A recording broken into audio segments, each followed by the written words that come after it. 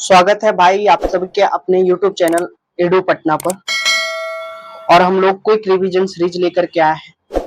और ये जो क्विक रिवीजन सीरीज है ये एडुटेरिया के 7500 क्वेश्चंस का है। हम लोग पर डे वन सेट को लेंगे जिसमें 50 क्वेश्चंस होता है।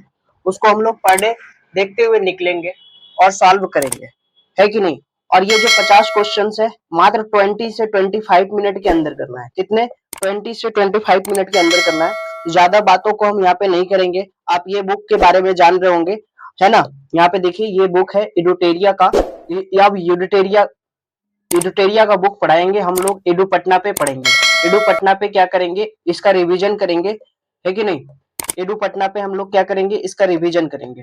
तो प्रश्न को आज का हम पहला प्रश्न देखते हैं। एडू पटना पे क्या करेंगे, इसका रिवीजन करेंगे। क्विक रिवीजन सीरीज है ये। क्विक रिवीजन सीरीज अगर हम यहाँ पे देखें तो क्या है, क्विक रिवीजन सीरीज फटाफट पूछेगा नहीं, अइबे करेगा। और वास्तविकता है, इसमें मेरा कुछ नहीं है भूमिका, ये एडुटेरिया वाले का भूमिका रहा है। और उन्होंने अगर ये बुक को बनाया है तो कोई सोच समझ के ही बनाए होंगे, ठीक है। तो आज का पहला प्रश्न है हमारा, कह रहा है रिपब्लिकन पार्टी ऑफ इंडिया के संस्थापक निम्न में से कौन थे। निम्न में से कौन थे बताइएगा। तो निम्न में से बी आर अम्बेडकर थे। रिपब्लिकन पार्टी ऑफ इंडिया के संस्थापक बी आर अम्बेडकर थे। वर्ष 1920 की खिलाफत कमेटी की वह सभा जिसमें गांधी जी से असहयोग आंदोलन के नेतृत्व को संभालने का अनुरोध किया था, वह किस शहर में आयोजित हुई थी। किस शहर में आयोजित हुआ था, तो इलाहाबाद में हुआ था। कहां पे? इलाहाबाद में।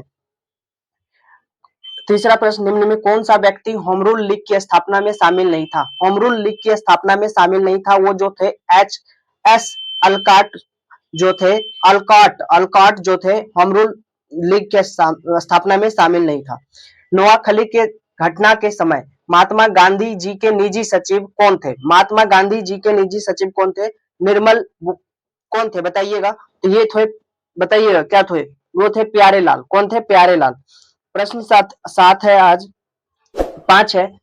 सभी ने अवज्ञा आंदोलन की विफलता के बाद गांधी जी ने निम्नलिखित में से किस सर्वाधिक महत्व दिया। किसे सर्वाधिक महत्व दिया था? तो ये जो उन्होंने सर्वाधिक महत्व दिए थे, ये किस चीज को दिए थे? ये दिए थे रचनात्मक कार्यक्रम को। रचनात्मक कार्यक्रम को।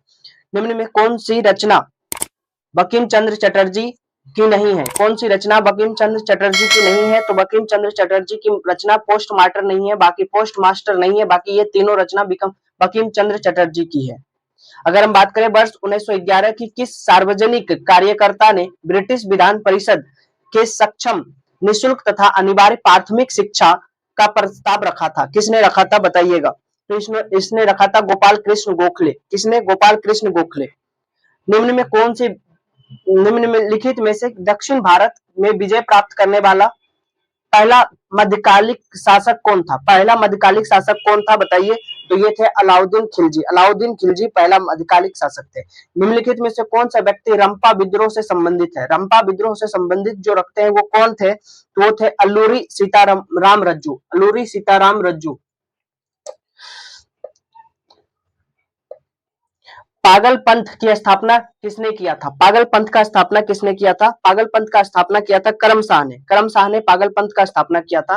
पानीपत की पानीपत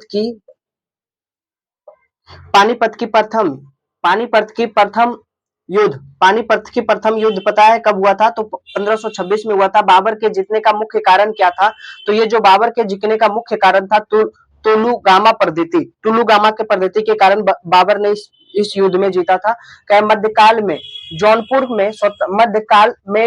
में स्वतंत्र सार्की राजवंश, कौन से राजवंश? सार्की राजवंश की स्थापना किसने की थी? सार्की राजवंश की स्थापना किसने किया था? मलिक उस सर्क ने किया था सार्की राजवंश की स्थापना। अधिक संख्या में दफनाए गए बच्चों का समाधान किस संस्कृति से प्राप्त हुए? सावधान, समाधान नहीं होगा यहाँ पे, सावधान होगा। किस संस्कृति से प्राप्त हुए बताइएगा। किस संस्कृति से प्राप्त हुआ है? तो ये जारवे संस्कृति से प्राप्त हुआ है। भागवत संप्रदाय के विकास में निम्नलिखित में से किसका योगदान सर्वाधिक था? किसका योगदान सर्वाधिक था? तो ये किसका योगदान सर्वाधिक था? गुप्त वंश का योगदान सर्वाधिक था। धमेक स्तूप निम्नलिखित में से कहाँ स्थित है? धमेक स्तूप सारनाथ में स्थित है। कहाँ पे? धमेक स्तूप सारनाथ में स्थित है। वह सुल्तान कौन था जिसने जिसने खलीफा के अधिकार को मानने से इनकार कर दिया था? वह सुल्तान कौन था जिसने खलीफा के अधिकार को मानने से क्या कर दिया था? इनकार कर दिया था। बताइएगा कौन था? अलाउद्दीन खिलजी। यूरोप को उत्तरी अमेरिका से कौन सा सागर या महासागर अलग करता है? यूरोप को उत्तरी अमेरिका से उत्तरी अल्टार्कटिक महासागर अलग करता है। शिवालिक सेल समूह के दक्षिण में स्थित भाबर क्षेत्र किसका उदाहरण है? गिरपद स्थिति का। किसका? गिरपद स्थिति का उदाहरण है। निम्न कौन सा सौर परिवार का परिवार से संबंधित नहीं है? कौन है जो सौर परिवार से संबंधित नहीं रखता है? निहारिका सौर परिवार से संबंधित नहीं रखता है। सूची 1 को सूची 2 से मिलाइए। अनुच्छेद आर्टिकल 26 क्या है? आर्टिकल 26 कहता है धार्मिक कार्यों का प्रबंधन, धार्मिक कार्यों के प्रबंधन स्वतंत्रता। आर्टिकल 40 क्या है? आर्टिकल 40 है संसद ग्राम पंचायतों का संगठन, ग्राम पंचायतों का संगठन।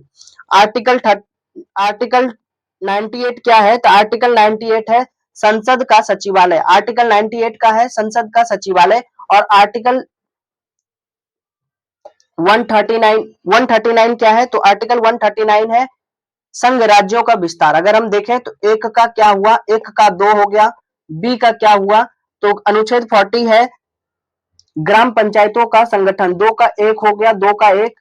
सी का अगर हम बात करें, सी का 4 और डी का बात करें तो डी का 3, डी का 3, डी का 3 इसका सही जवाब हो जाएगा। देख लीजिएगा ए का, सी का 4, ऑप्शन 1 इसका सही जवाब होगा। कहता है प्रश्न निम्नलिखित में से किस क्षेत्र में किस निम्नलिखित क्षेत्रों में से किस एक क्षेत्र में राज्य सरकार का स्थानीय इकाइयों पर नियंत्रण नहीं होता है? बताइए किस पे नहीं होता है?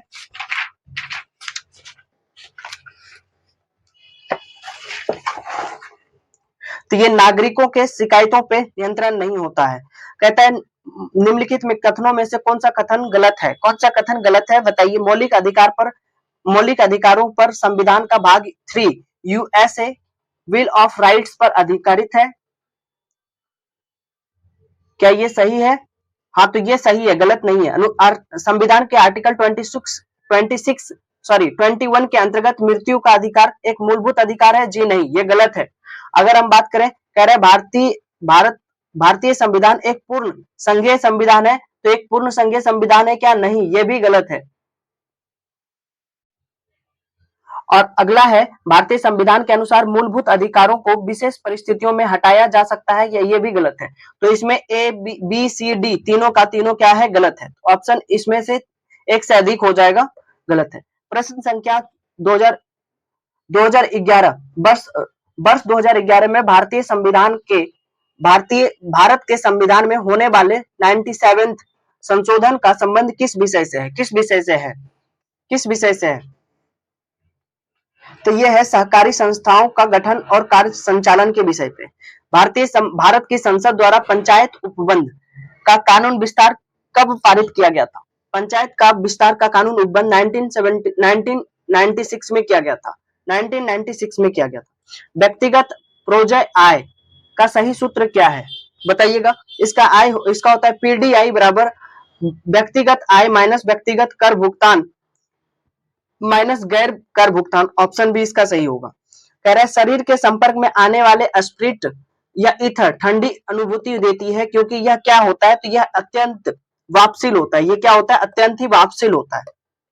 कहता है जब जल वाष्प में परिवर्तन होता है तब निम्नलिखित में से कौन सा घटना घटता है?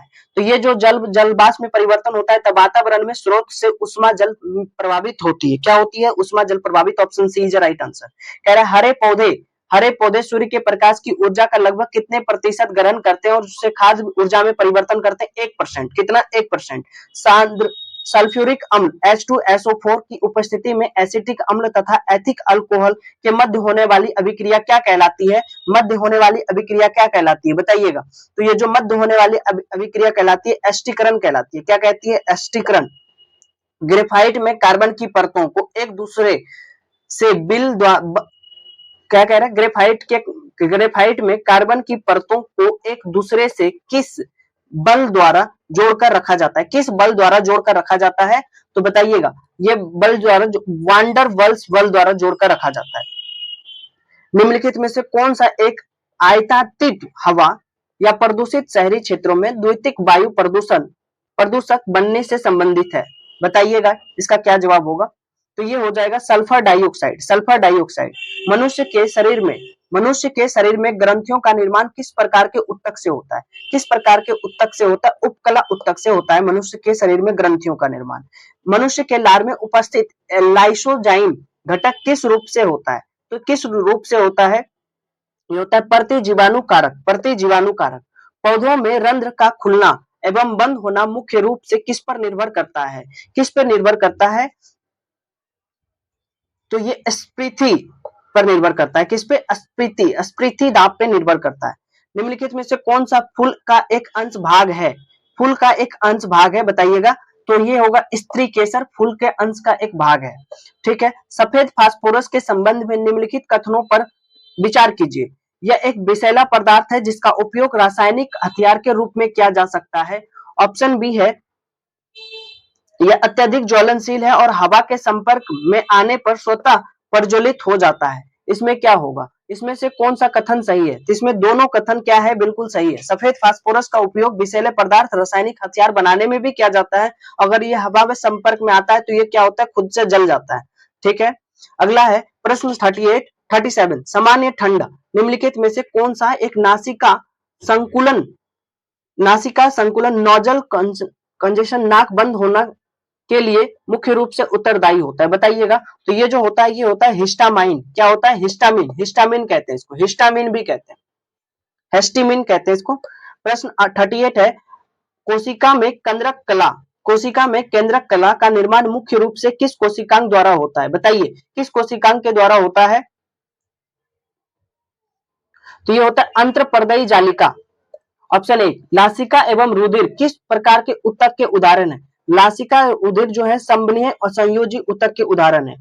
भारतीय अर्थव्यवस्था के संदर्भ में खुला बाजार परिचालन ओपन मार्केट ऑपरेशन ओएमओ किसे निर्दिष्ट करता है? किसे निर्दिष्ट करता है? तो ये निर्दिष्ट करता है आरबीआई द्वारा सरकारी प्रतिभूतियों का क्रय और विक्रय करना। ऑप्शन सी इसका सही जवाब होगा। भारत में पूंजी खाता परिवर्तनीयता की सिफारिश निम्नलिखित में से किस समिति ने की थी? किस समिति ने की थी? पूंजी खाता परिवर्तनीयता की सिफारिश किस समिति ने किया था? इस समिति का नाम था तारपोर समिति। तारपोर समिति इस समिति का नाम था।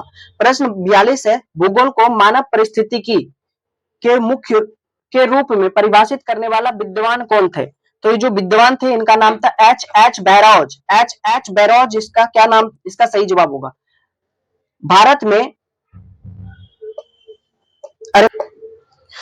भारत के निम्नलिखित क्षेत्रों में से किसे पारिस्थितिकी उष्ण स्थल माना जाता है? किसे पारिस्थितिकी उष्ण स्थल माना जाता है? बताइएगा।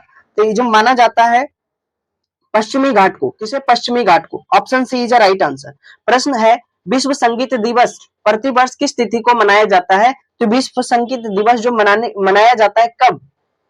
विश्व संगीत दिवस कब मनाया जाता है? 21 जून को विश्व संगीत दिवस मनाया जाता है और योगा दिवस भी 21 जून को ही मनाया जाता है। ठीक है। अगला है भारत का पहला राष्ट्रीय समुद्री उद्यान कहाँ स्थित है? भारत का पहला राष्ट्रीय समुद्री उद्यान जो है कहाँ स्थित है? कच्छ की खाड़ी में। कच्छ की खाड़ी में। निम्नलिखित में से किसने कहा था स्वाद का वास्तविक स्थान जीव नहीं बल्कि मन है? ये बात किसने कहा था? स्वाद का वास्तविक स्थान जीव नहीं बल्कि मन है। ये बात महात्मा गांधी जी ने कहा था। किसने कहा था? महात्मा गांधी जी ने। द सोशलिस्ट नामक समाचार पत्र का प्रकाशन सर्वप्रथम किसने किया था? जो द सोशलिस्ट नामक समाचार पत्र का प्रकाशन सर्वप्रथम किसने किया था? तो इसे किया था श्रीपाद अमृत डांगे ने। श्रीपाद अमृत डांगे ने किया था। प्रश्न अगला है आज का भैंसा सिंधी नामक जनजाति मुख्य रूप से भारत के किस राज्य में पाई जाती है? तो किस राज्य में पाई जाती है? ये पाई जाती है नागालैंड में। किसमें? नागालैंड में। अगला प्रश्न है तो चलिए अगला प्रश्न आज के लिए बस इतना ही था। फिर मिलते हैं आपके अगले वाले क्लास में। जय हिंद, जय भारत, जय जवान, जय किसान। देखिए फॉरवर्ड करिए, हर एक दूसरे लोगों तक ये पहुंचाइए। 15 मिनट में आपको 50 क्वेश्चंस का रिवीजन मिला है।